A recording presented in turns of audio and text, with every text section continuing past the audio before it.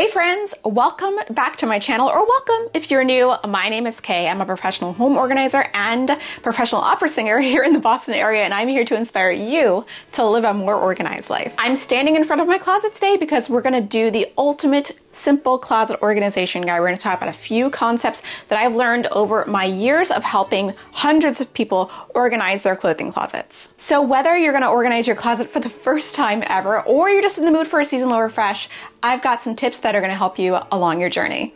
All right, grab your hangers and let's get organized. The first thing I want to talk about is that there are very few organizing rules. I know a lot of people are like on the internet and say, these are the rules of organizing. And in my experience with helping real people, I help real people, there are only two things that I really need to be concerned with that I consider rules.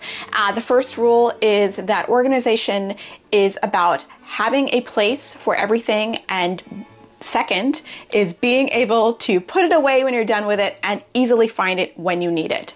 That's it. I'm not really concerned about things looking neat necessarily. I'm not concerned about matching containers, although I think they're nice. We'll talk a little bit about matching later. I just think you should be able to see what you have, be able to grab it when you're looking for it very quickly, and be able to easily put it away. So that leads me to my first tip, is that I always want to tell people to accept who you are. There are different organizing styles that work for different people because we're all different. Some of us need to see things, some of us organize by color, some of us organize by type, some of us love drawer organizers, some people don't. It really depends on you. My friend Cass from Clutterbug really drives this point home. She has a really adorable system at picking out what kind of organizing style you are. I highly suggest you go over to her YouTube channel and check her out. She's amazing. But she's always reminding us to organize for the person that you are. I've found that within all of the people I have helped and organized for and helped declutter, etc., that everyone falls in a spectrum of between very minimalist and just needs help to I have way too much and I need to get rid of almost everything.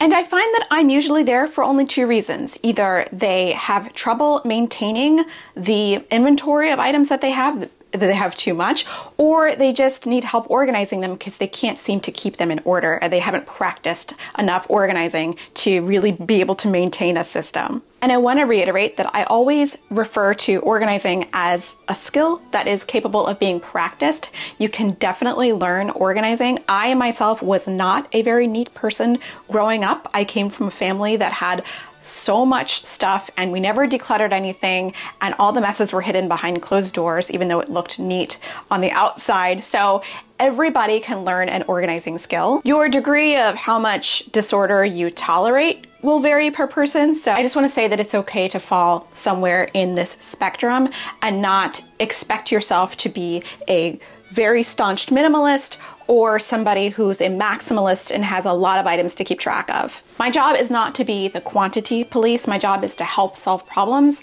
I don't live there. I don't have to deal with the items, but I just want to help everyone get to that sweet spot where they're happy. Okay, there is another organizing tip that I'm sure you're all waiting for, and I'm sure you're not surprised that I'm gonna say this.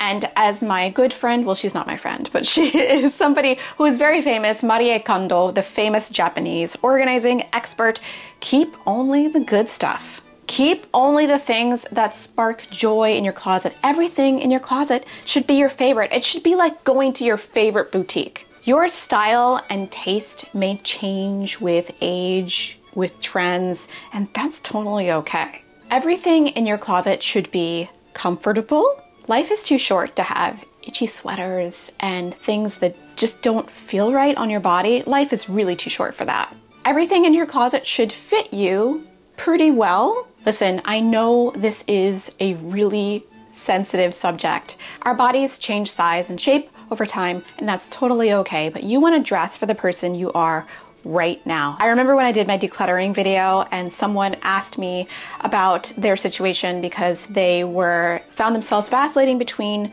two different sizes pretty consistently over time and what to do in that situation. So I want to take a few minutes to talk about that a little bit. I have had a couple of clients who do have that going on in their lives. At some points, they may be, a size 6 and then they may be a size 8 and sort of vacillate between the two sizes pretty consistently over time.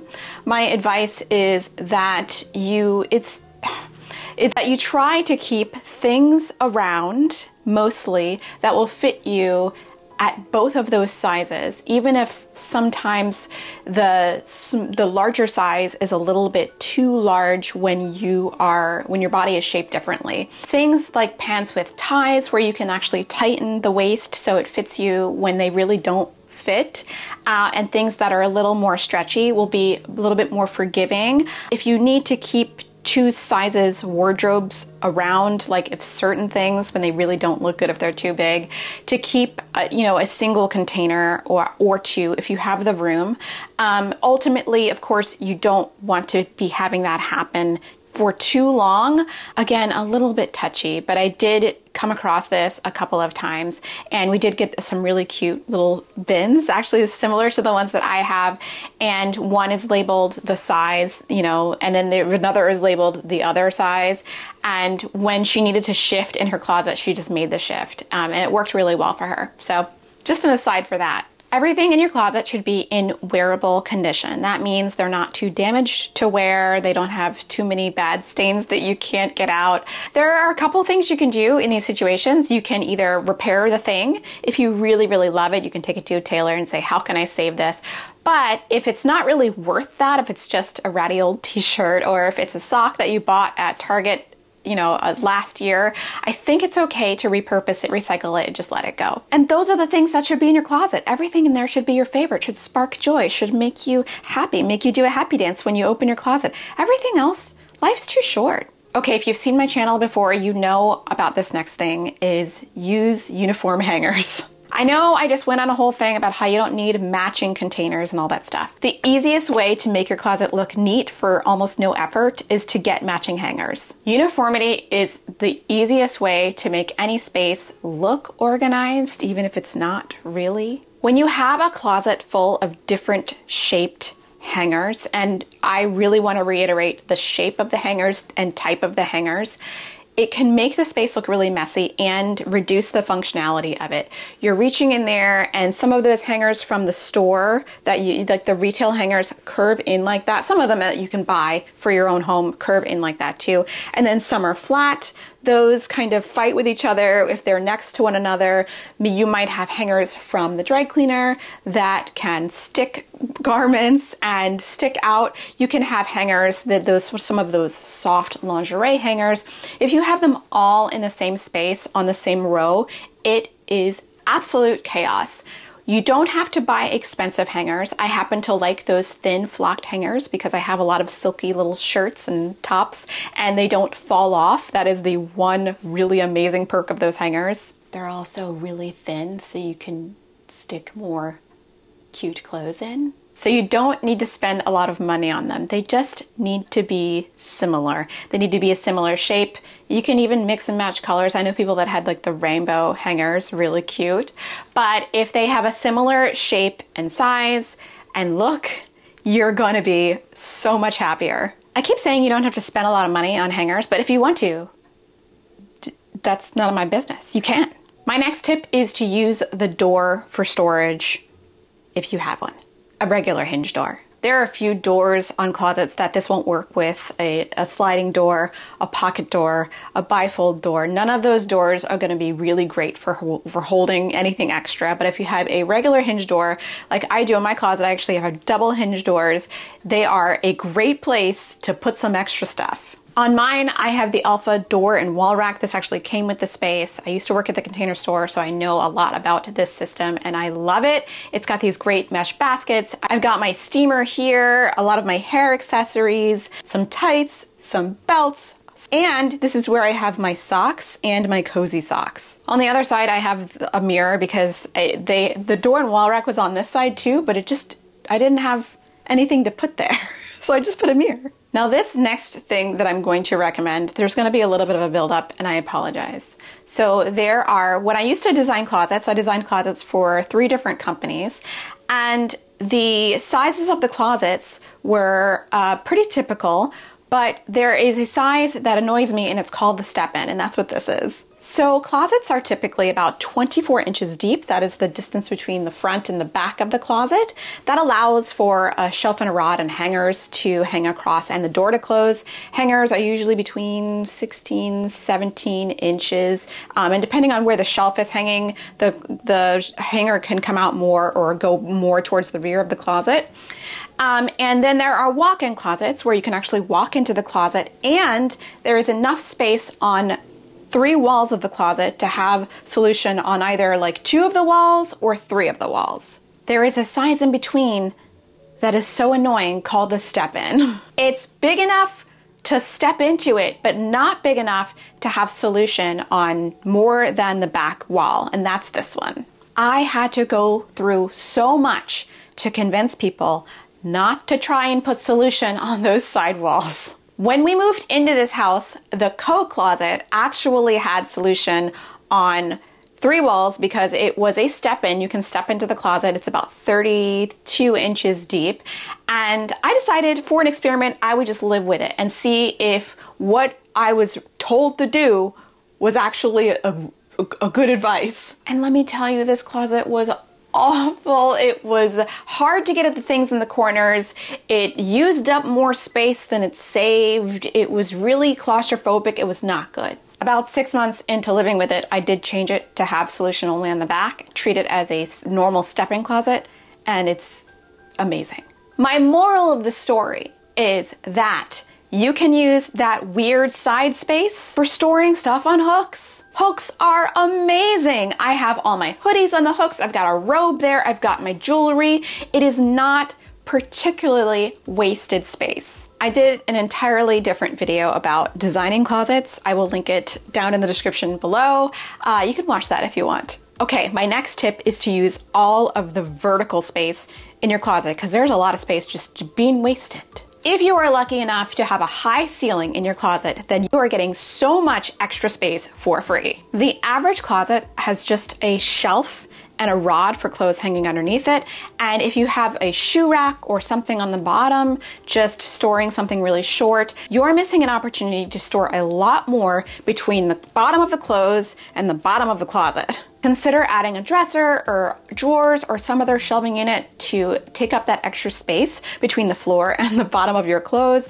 Or if you need more hanging space, you can definitely install a rod to get that double hang space. And generally speaking, if you want to store items on that top shelf, you can get a lot more for your buck if you use stacking bins, stacking boxes, or stacking shelves just to store stuff that you're not using very often, because typically the stuff that's out of your reach wants to be the least used stuff because you don't want to have to get on a stool to get that stuff if you love it and you have to wear it on a daily basis. The other tip I have is to keep a step stool in your closet, especially if you're short and you have high ceilings. I have actually low ceilings, but the top shelf is definitely too tall for me to get at. I have a little folding step stool in my closet and I love this. I know that I can just walk over to my kitchen and grab the step stool there. However, I don't want to give myself the inconvenience of doing that, and I don't see this step stool anyway. It was inexpensive, it's small, it's out of the way, so highly recommend. We petite people gotta do what you gotta do. Step stool in every room. Just a quick insider tip that's going to change the way you design your closet. If you're planning out your closet, let's see, if you're one of those people who, draws out the space, they draw the measurements, which you should do if you're planning out your closet, if it just has a shelf and a rod, is to measure your garments from the top of the hanger, the hangy part, to the bottom of your garment. When I was designing closets, it was somewhere between 30 inches and 42 inches, depending on the height of the person. Of course, if you're taller, it's going to be longer. If you're shorter, like me, it's going to be smaller. I'm telling you to measure this because you need to keep it into consideration if you're considering using the space below your hanging garments for any kind of storage. When I was designing alpha closets, which this is, there are things that I called non-functional shelves because there is a hanging rod that needs to be directly attached to a shelf in order for it to function. You can't attach the hanging rod directly to any other structure. And that shelf in my closet is basically a non-functional shelf because there's no space between the bottom of the garment and the shelf. Now it's too bad because I have a really short closet and I'd like to be able to use that shelf for storage, but if I had more space, I would definitely hang that shelf higher or hang the bottom shelf a little lower so I could use that for storage for out of season, or I could put some shoes there or something else. Again, if you've seen my videos before, you know what I'm gonna say about this next thing. If you have drawers in your closet, and I do, and you don't always have drawers in your closet, but I do, you have to take the socks out of the big drawer. You have to treat your drawers like it's marbles and a jar. Let's say you put a bunch of marbles in a jar. You're never gonna be able to get to the marble at the bottom, the pretty pink marble at the bottom, without emptying the whole thing out. You wanna treat your socks and smaller items, underwear, all that stuff, the same way. The smaller the item is, the shallower the drawer, and you wanna keep a single layer. I go to so many people's houses and I see big, deep drawers just full of socks. And I'm like, do you ever see the socks at the bottom? The poor socks at the bottom. They never get worn. So just store things in the drawer relative to their size and bulk. Big, bulky sweaters, go in the big, bulky, deep drawer. Little, tiny, cute socks, shallow drawer. And a drawer organizer, not gonna hurt. We love drawer organizer. The last thing I'm gonna say about drawers is that file folding or vertical folding, having clothes be vertically folded like this as you open the drawer, it is a life changer, a game changer. It's kind of the same thing with the socks, the folded piles of clothes. While it looks nice, that shirt at the bottom, where is she? I don't know if she's there. I remember I was just doing this just for an experiment in my own home, and it was like a religious awakening. I was like, this is the best way to have your clothes in the drawer. I can see everything, and that is the key. Now, I don't always agree with everything that happens on the home edit, but I do agree with organizing things by color. Keeping clothes categorized in a way that works for you in your closet can be really helpful. And for me, a visual person, keeping things color blocked and by type is very helpful. I have done the Roy G. Biv in my closet with the items. It doesn't look too rainbow, I don't think, but I remember garments based on their color and what, of course, what they look like. And so if I'm looking for that fancy pink shirt, I know exactly where to look. I have the same organizing thing with books. I don't organize books by series or by subject. I organize them by color because I remember what the spines look like. So if I know I'm looking for uncontainable, I know that's a blue spine. I know where to go. You can subdivide categories after that if you want, if it makes it easier to, have all the red blouses in one place. But organizing by color is just what helps me a lot. The last thing I'm going to tell you is about that kind of clean, I wore it once situation. I get asked all the time about this, that people will wear the shirt once and you throw it on the chair. You know about the chair. Oh, you wore it's not dirty, but it's not clean. You don't want to put it with the rest of your clothes. Listen, I get it. So here's what I recommend. I think of the I wore it once, but it's not dirty, not clean thing very similar to my sheets on my bed. When you get out of bed, they always advise you to wait like at least a half hour before you make the bed to let your bed air out a little bit, and then you make your bed. You only wash your sheets maybe once every few days, maybe once a week. Don't you? But I treat my garments the same way. When I wear a shirt and I don't want to put it directly back in my closet, I hang it up on this valet hook in my closet, which I got from Amazon. It's from a brand called Yamazaki. They make really amazing things. And I let it air out overnight. After it's aired out, if it doesn't smell, if it's not stained, it goes right back in the closet. It's really, you don't overthink it. I find that all of us have this unintentional, unconscious sort of inventory of how many times we've worn a garment and when it needs to be washed. If it's smelly, if it's stained, if it just looks rank and you're like, I don't want to put it back, then it's time to take it to the dry cleaner or wash it. You just know. You just know. I find we just know. So don't feel bad about putting it back. It's the same with your sheets. Eventually you're going to wash the sheets too. I hope. Anyway, these are my ultimate tips for organizing your closet. I hope that you found this helpful. I will link all the products I mentioned or showed down in the description below so that you may check them out and maybe think about getting them yourselves. They will be affiliate links to support the channel, so just letting you know. If you want to see how I decluttered this closet a few months ago and almost cried, you can click this video up here to watch the next one. Thanks for watching. Give it a like if you liked it, subscribe if you want to see more, and I'll see you in the next one. Bye. So whether you're organizing your closet for the first time or just in the mood for a little refresh, I've got a few things to keep in mind that will, okay. So whether you're organizing your closet for the first time ever or you're just in the mood for a seasonal refresh, we've got you. We've got you. Clover, do you believe that they started like mowing the grass right at the end of the video? You hear that? That's nuts, isn't it? That's just nuts. What do you think, Clover? How dare you? How dare you, bad neighbor? I woke you up. I'm sorry. Say goodbye to the people.